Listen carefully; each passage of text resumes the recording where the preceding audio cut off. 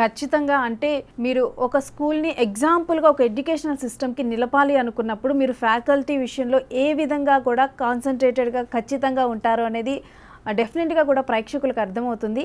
అయితే ఇలాంటి టైంలో ఐఐటి నీట్ వీటి గురించి ఎక్కువ మాట్లాడుతున్నారు. మరి మిగిలిన సబ్జెక్ట్స్ మీద ఏ విధంగా ఫౌండేషన్ ఉంటుంది మీ స్కూల్లో?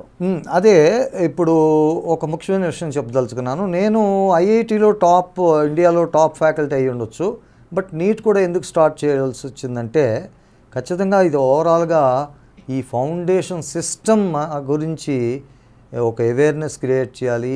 స్ట్రెస్ లేకుండా అదర్ లైఫ్ వదిలేయకుండా ఐఐటి లేదా నీట్ ర్యాంక్ తెచ్చుకోవచ్చు అనే ఉద్దేశంతో నేను పెట్టడం జరిగింది. ఐఐటీలో అయితే complete it's my own expertise. నీట్లో ఏ విధంగా అంటే బయాలజీలో ఆల్మోస్ట్ ఆల్ స్టూడెంట్స్ అంటే టాప్ ర్యాంక్ ఆస్పిరెంట్స్ అందరూ కూడా 100% బయాలజీలో స్కోర్ చేస్తారు. ఫిజిక్స్లోనే వాళ్ళు స్ట్రగుల్ అవుతారు, ఎందుకంటే ఫిజిక్స్లో 75% మ్యాథమెటిక్స్ బ్యాక్గ్రౌండ్ ఉంటుంది. సో మ్యాథమెటిక్స్లో ఎంత స్ట్రాంగ్ ఉంటే ఫిజిక్స్లో వాళ్ళకి స్కోర్ అంత బాగుంటుంది.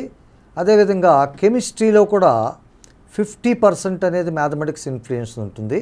సో మ్యాథమెటిక్స్ అనేది ఖచ్చితంగా నేను నీట్ కోచింగ్లో కూడా నా అనుభవాన్ని ఉపయోగించి వాళ్ళ ఫౌండేషన్ మెటీరియల్ తయారు చేయడంలో కానీ వాళ్ళ టీచింగ్ మెథడాలజీలో కానీ నేను కంప్లీట్గా ట్రైన్ చేసి ఐఐటి లేదా నీట్ టీచర్స్ని నేను వాళ్ళకి ఐఐటిలో లేదా నీట్లో ర్యాంక్ వచ్చే వరకు రెస్పాన్సిబిలిటీ అనేది నేను తీసుకుంటాను.